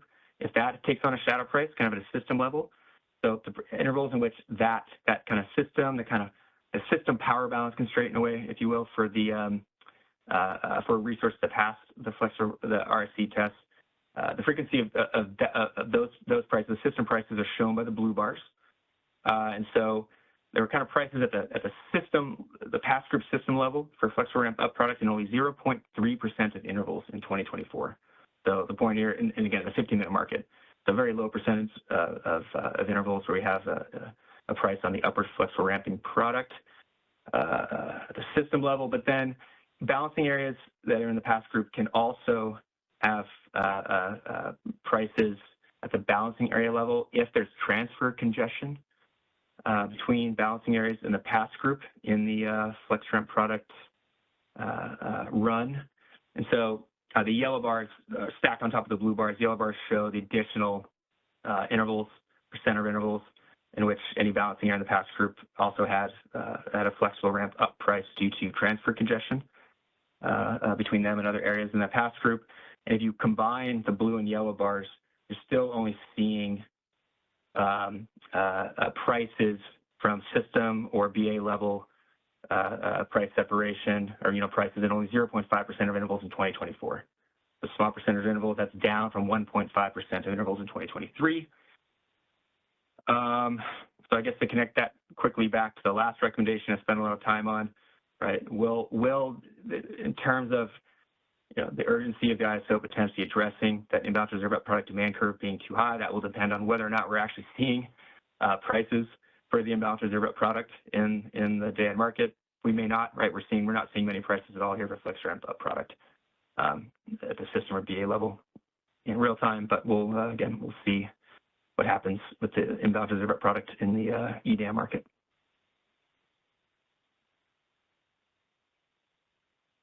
Okay. All right, this chart is showing ancillary service procurement. Again, the ISO market is only doing ancillary service procurement for the CAISO balancing area. So it's showing ancillary service procurement for the CAISO balancing area. For each of the 4 ancillary service types, and move across the bottom there, it's showing that procurement going from left to right for each ancillary service product. Left to right is going up in years from 2022 to 2024. And the stacked colored bars show the type of resource, right, the fuel type of resource that received ancillary service awards on average, right, for each year. And so the average ancillary service hourly procurement that's served by battery resources, that's increasing pretty steadily over the years, right? So overall, batteries providing all 4 ancillary service products grew from 800 megawatts on average in 2022 up to 1,500 megawatts in 2024. In 2024, battery resources provided around 84% of the CAISO's total reg requirements. So reg up, reg down, batteries were providing about 84%. That's up from 69% in 2023. The gas resources there, kind of the lighter blue, their average AS procurement from gas resources, that dropped 30%, while ancillary service procurement from hydro resources remained about the same. Okay, we're doing all right here. 2 more slides before recommendations. This chart is showing, and these last couple of charts are related to capacity products that DMM needs to be concerned with for just the CAISO balancing area. So this is showing the flexible resource adequacy requirements for a couple different scenarios. So one in the blue bar, that's the total flexible resource adequacy requirement from the year-end market. So those are requirements that load serving entities needed to procure capacity to cover in the year-end time frame. That's the blue bar. And first, actually, we'll compare that to the gold bar. The gold bar is the actual maximum 3-hour net load ramp for each month, right? And so the blue bar being above the gold bar for 2024, right, showing that the actual resource adequacy, flexible resource adequacy capacity requirement determined by the CPUC what in the year time frame was sufficient to meet the actual maximum 3-hour net load ramp for each of these months, each month in 2024. And the green bar can be a little bit lower than the blue bar. The green bar is the requirement for resources that have been procured to cut for flexible resource adequacy, but it's the requirement those resources have during the actual maximum 3-hour net load ramp each month. There's some resources that are required to procure flexible resource adequacy. Some of those resources don't have requirement during all hours. So if the actual maximum 3-hour net load ramp occurs in an hour, where some of the resource category types don't have requirement to be there, right, then the green bar can be less than the gold bar. So it is also worth looking at whether or not the requirements or resources during the actual maximum 3-hour net load ramp, that the green bar was that sufficient to meet the maximum 3-hour net load ramp? And again, for every month, it did. So the flexible resource adequacy requirements were sufficient to cover the actual need during the year. They're not shown here. Kind of equivalent test we do for system resource adequacy. So system resource adequacy capacity, it did provide sufficient coverage of the CAISO balancing area's annual instantaneous peak load. So the CAISO BA's annual peak load in 2024 reached a little over 48,000 megawatts. That was on September 5th during hour 17. With the total CAISO balancing area load requirement, you need to add in operating reserve, right? Spin, non-spin, and also regulation up. You add those in, the total CAISO balancing area load requirement ended up being about 51,853 megawatts, so just under 52,000. But schedules from resource adequacy resources in the real-time market were over 53,000 megawatts. So again, sufficient to cover the actual the maximum upward CAISO balancing area load requirement. That 53,000 megawatt does include solar, wind, other schedules that were in excess of the resource adequacy capacity. Okay, last slide before recommendations. So in the ISO Transmission Service and Market Scheduling Priorities Phase 2, the ISO, as part of that, right, the ISO will make reservations available, to sell reservations of the CAISO BA's transmission system, and they'll sell them as high priority wheel-through reservations that give wheel-throughs a priority equal to native CAISO balancing area load. An important part of that is the ISO determining how much capacity on each intertie can the CAISO balancing area make available to high priority wheels. In order to do that, they have to look at total available transmission capacity on each intertie, but they also need to look at what is the native load need over each intertie. So this chart shows for each of the months in which there were reservations made on interties. It does show on the left for each month the ISO's initial estimate, or estimate in a reservation period when they first made reservations available for priority wheel throughs. What do they estimate the native loads would be? The green bar on the right of each month shows what the RA imports shown actually were in each month, which ends up being the native load need for each intertie. And this is just for the interties in which there were reservations made throughout the year. The point here being on aggregate, the ISO did underestimate native load needs on those set of interties where participants did make any priority wheel-through reservations. Let's see, the underestimated native load needs by 596 megawatts in June. That's about 28%. The underestimated native load needs by 677 megawatts, or 19% in July. And they did less underestimation in the rest of the year. Underestimation was 288 megawatts, or 5% in August, and 187 megawatts, or 6% in October. Let's see. And so again, the risk would be potentially selling, allowing more reservations on a particular intertie, so that the combination of high priority wheel-through reservations plus CAISO native load needs may exceed the actual available transmission capacity on a particular intertie. So again, this chart's just an aggregate, but but that did happen on the knob intertie for the month of September. The native load needs plus the priority wheel-through reservations did exceed the available transmission capacity for that month. Okay. With that, let's take questions. A few minutes for questions before I get on to recommendations. All right, first up, we've got a hand up from Daniel. You can go ahead, sir. Yeah, I'll be the troublemaker, Daniel with DWR Ran. If you go back to slide 35, the real-time imbalance offset, quite a while. Yep. The first one, the ISO definition says it's neutrality charge code. It's this neutrality charge code achieves for the entire ISO at any LMP optimization by hour or by a 15 minutes interval or by 5 minutes. Whew. That's You don't have to detailed answer. We can keep question. it offline. You can answer a different time. Yeah. Absolutely. Yeah, shoot me an email. Yeah, I could. Yeah, we could. Yeah, someone definitely has the answer to that pretty quickly. I shouldn't answer that. Yeah, but I mean, it is. I mean, it's certainly. I mean, it. I mean, it goes.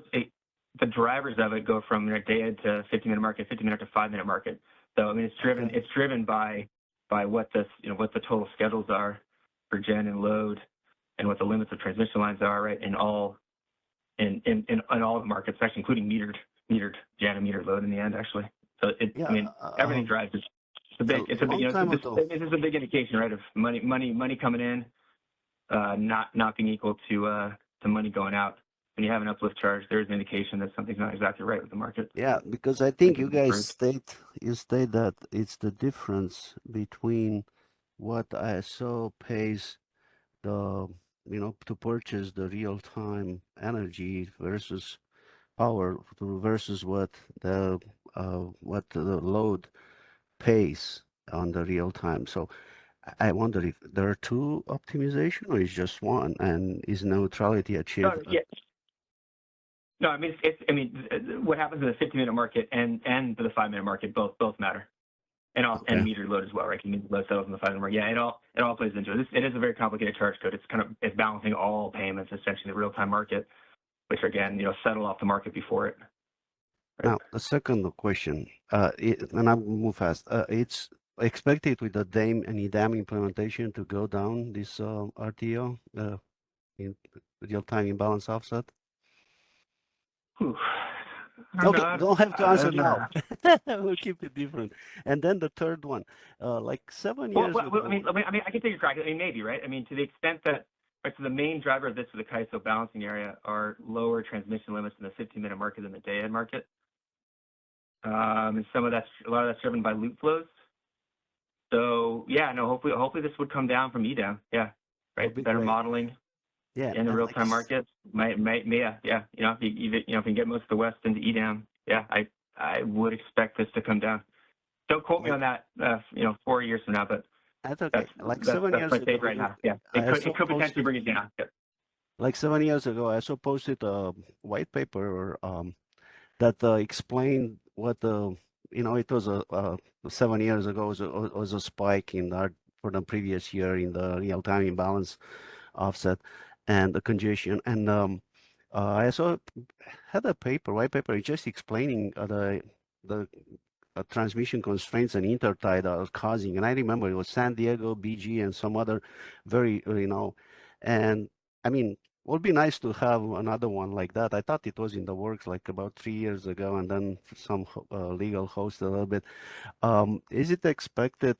I mean, I think still the interties are probably the major cause of this imbalance, congestion imbalance offset. I remember when we start this RTCO, it was called the real-time imbalance congestion offset in 2011, when it was the convergence bidding introduced at the ISO at the interties. It was a spike from like 3 million a year to 33 million a year, and then ISO right away stopped the convergence bidding at intertie for a year until they figure out what's going on, and then it was restarted and it went down a lot, and I think for a year was negative.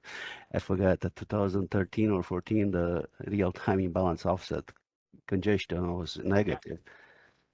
No, So but, well, I mean, absolutely. Like, so we've actually been considering putting out some more public analysis again on, you know, we can decompose this by constraint as well. okay, We can try to estimate it. You know, it's a lot of data. I mean, you're essentially doing all inputs and outputs in the whole market, so we can definitely make mistakes.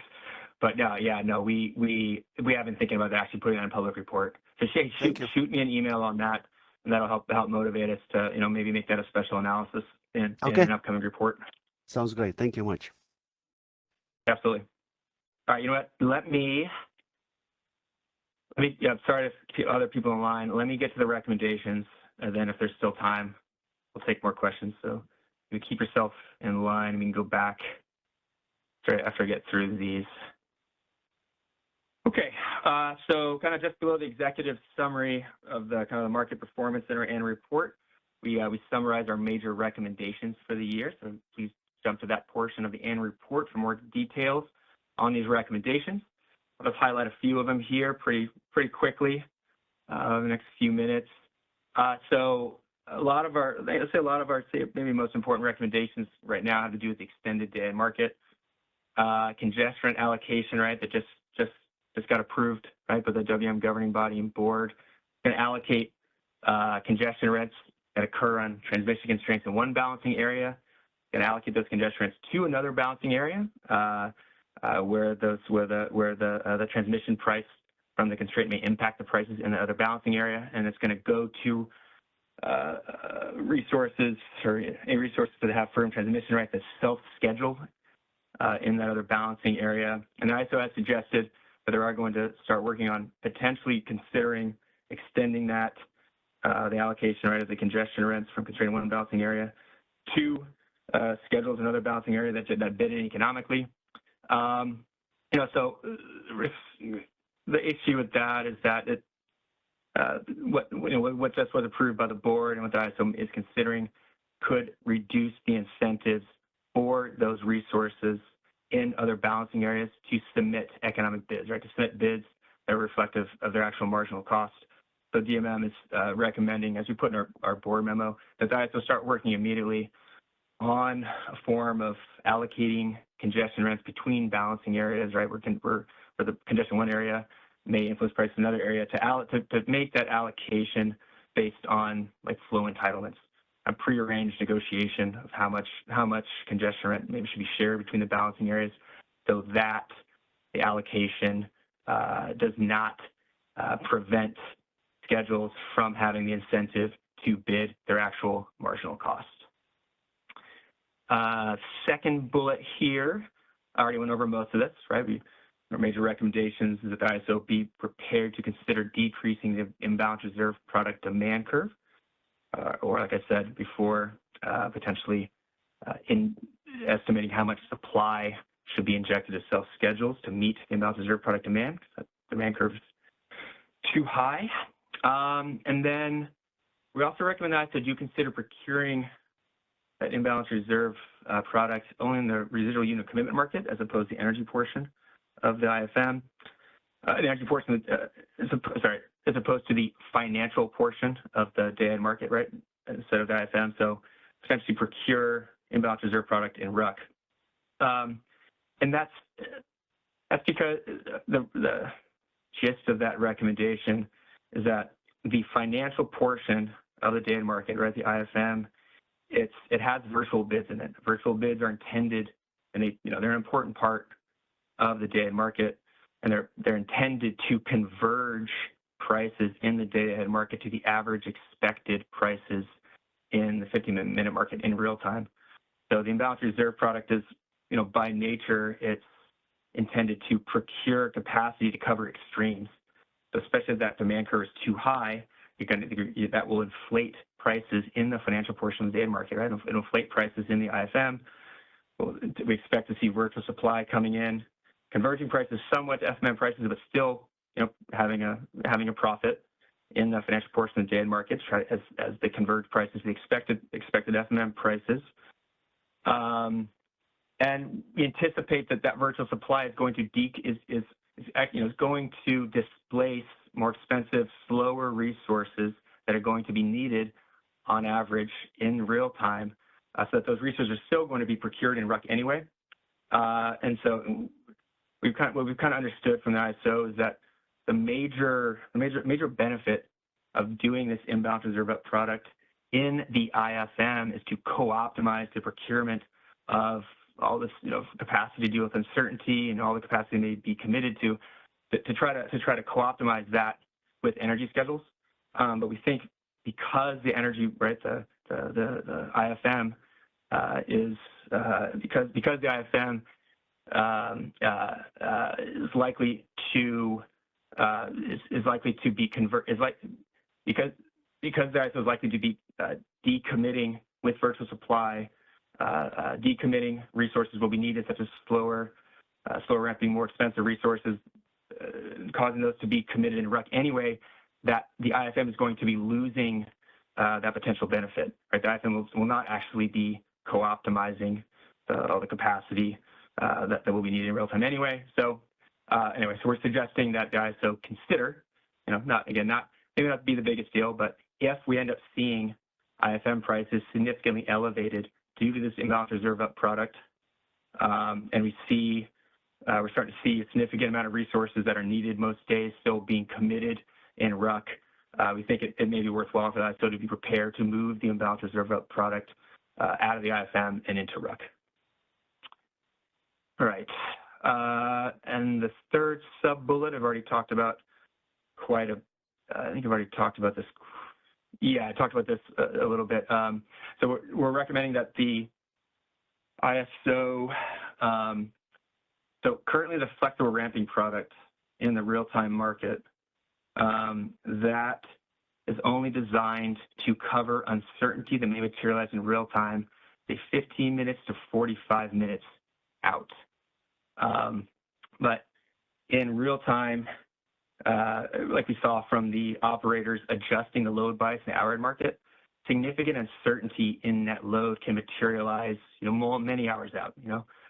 So we're recommending the ISO develop either the FlexRamp product or some other uncertainty product in the real-time market to help cover uncertainty that may materialize 4 or more hours out, and that could help to hold on to, say, battery capacity, which may have been reserved to either charge up before peak, evening net load hours, and not discharge batteries before those hours, and could also help to commit resources that may be needed to cover uncertainty.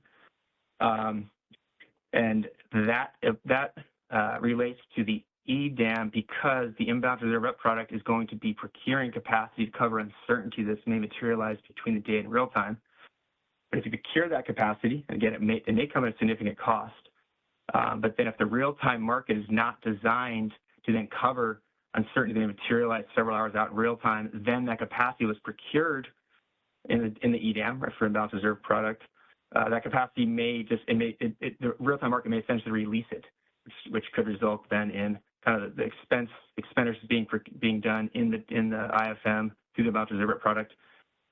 Some of that being wasted if those resources are then not retained in the real-time market.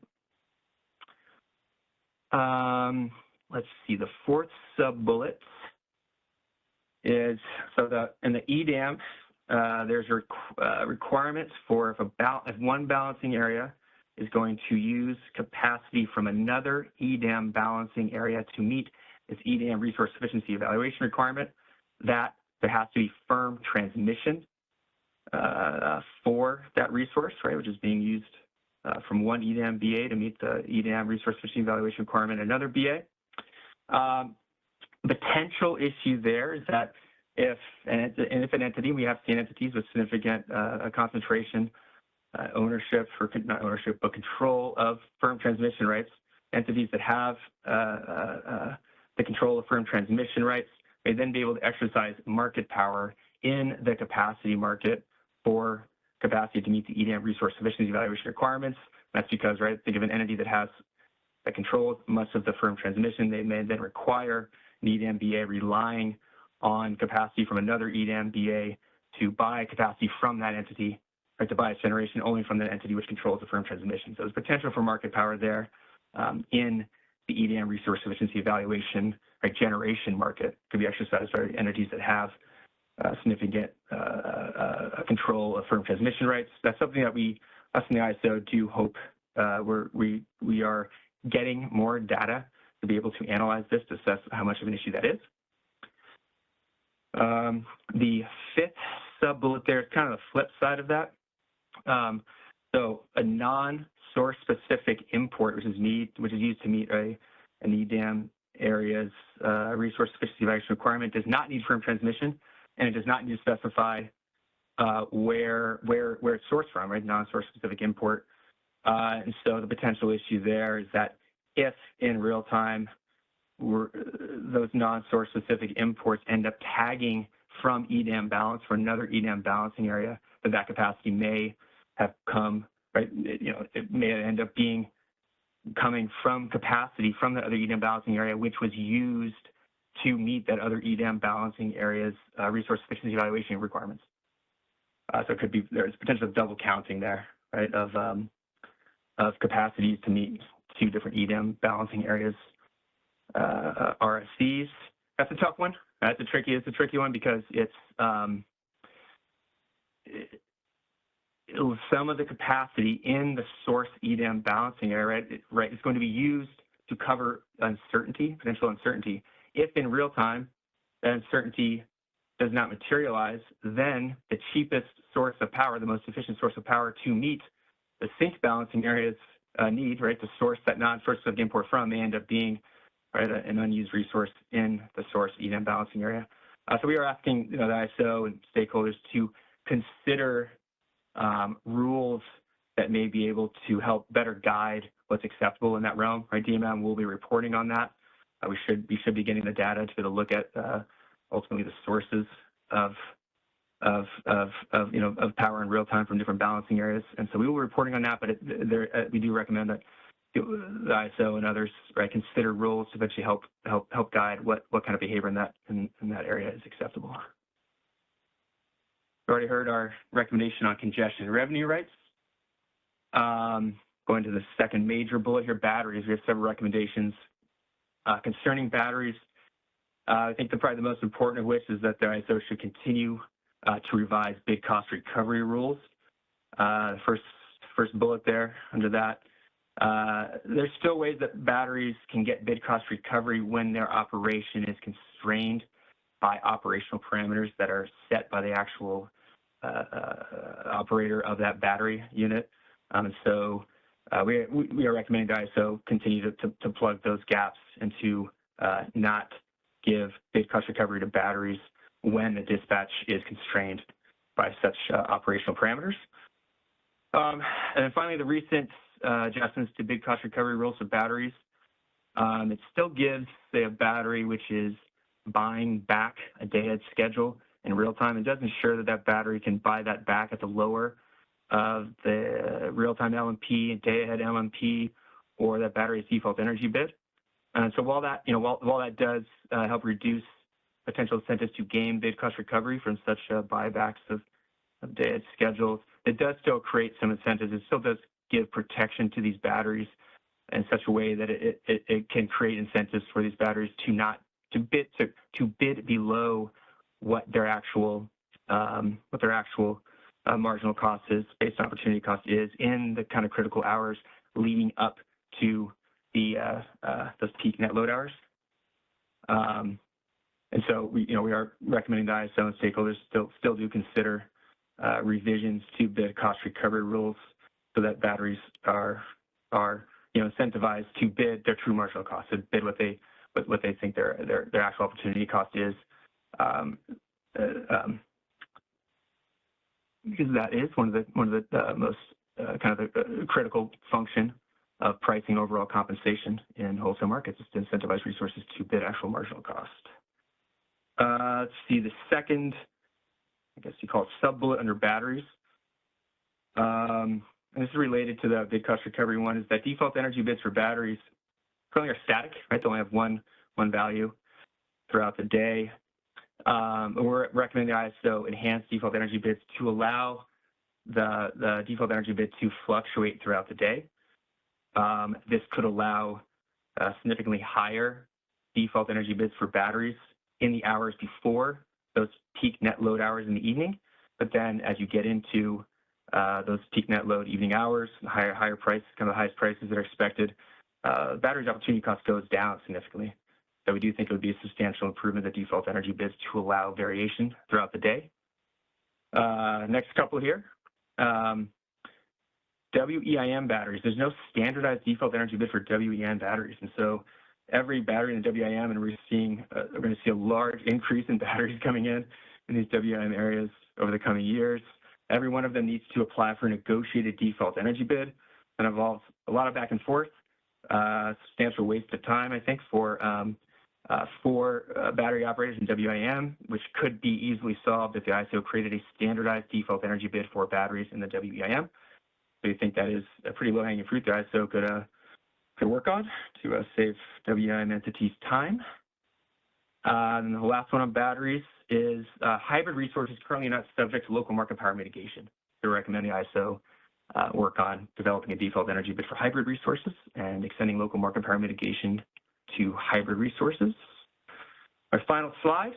Okay, so this is price formation enhancements. We've already talked about extending the uncertainty horizon for the flex ramping product. We also recommend the ISO fully reoptimize ancillary services in real time. That seems kind of like a no-brainer. Might be complicated, but yeah, currently ancillary services would just do an optimization for the incremental ancillary services in real time relative to day ahead. You could get some efficiency gains if they did a full reoptimization of all ancillary services in real time. Second main bullet, high priority wheeling rights.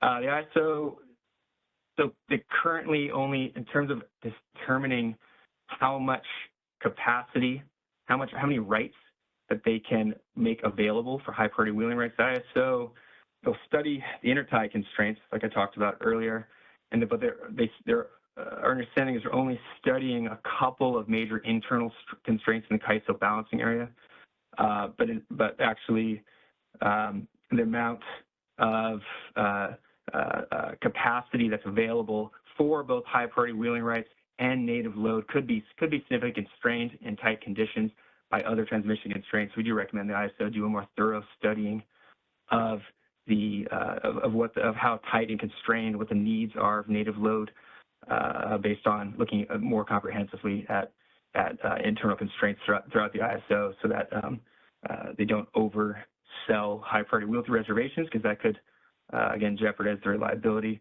of balancing areas, counting on receiving those high priority wheel-throughs, but also the CAISO balancing area. And a couple of quick ones on resource adequacy in CAISO.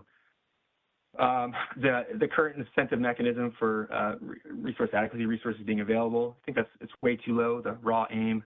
So we do they add a performance measure to that, but also have much larger financial penalties that are currently in place, ones that would more emphasize really the tightest hours of a month and be more aligned with what the actual capacity payments are to really penalize resource adequacy resources, what their actual kind of compensation is for capacity if they're not available on really the tightest hours of each month. And finally, recommend the ISO enhance outage reporting requirements. Currently, CAISO operators, when they receive an outage in the forced outage timeframe, which is 7 days or less before flow, CAISO operators, our understanding is, do tend to interpret all of those outages as outages that have to be taken by the resource. Whereas their understanding is that many of these are discretionary, last-minute potential maintenance outages that resources are submitting. And so it could help CAISO operators if the outage reporting requirements were enhanced, so that entities had to disclose whether or not those outages submitted in that kind of 7 day or less time frame are discretionary and could be rejected by the ISO, or if they're actually necessary, like the plant actually has to go out, and that could allow then DMM and potential enforcement action against entities that misstate whether or not, or don't accurately reveal whether or not that outage is necessary, or if it's just a potential requested maintenance request. Okay, that is noon. I'm done with slides. I don't know if we have any, maybe time for one question here. Someone would like to ask a question? Sure. So there's no hands up in the verbal queue, but we do have a question in the chat. Jeffrey Nelson says, on slide 36, can you explain why certain BAAs were getting a credit paid sum of 40 million? What is happening with transition rating changes between DA and 15-minute market that allows BAA to get a multi-million-dollar credit? So for the most part, the credits for balancing areas in the WAM is due to those transfer constraints receding congestion rent.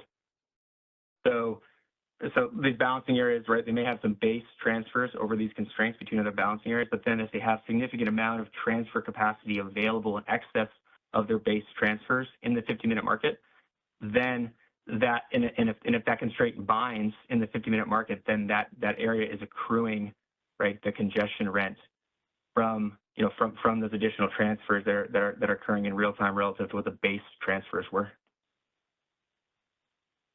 So you can get some large congestion rent essentially occurring on those transfer constraints. Okay, any other questions? I'm guessing we're going to be losing people here. We have lunch meetings. Maybe time for one more question. We've got another question. Are these load conference amounts the numbers I see on Oasis system demand load adjustments? Whew. That's a good question. I'm not extremely familiar with exactly what's on Oasis. I would direct that one to the ISO itself. We are not pulling these from Oasis. Okay. And final quick question: Right, is I this slide deck one going more to be made available? Sorry. Yes. I've already submitted for posting. I'm sorry I didn't get up there earlier. I was hoping ISO may be able to get it posted. I got to them kind of late last night, but yeah, it will be up there. That should be posted today, and then we also plan to post the recording of this as well for future reference. All right, so with that, for people who are still on here, thank you so much for listening. As always, we are available for questions. My email is on the market notice. Also, please refer to the DMM's public website on the CAISO's webpage for more of our more details on for this annual report, but also other publications that we put out there. So thank you so much for your time. That'll end it. Thank you to all of our speakers, and thank you all in the audience for joining us today. With that, our call is concluded, and you may now disconnect.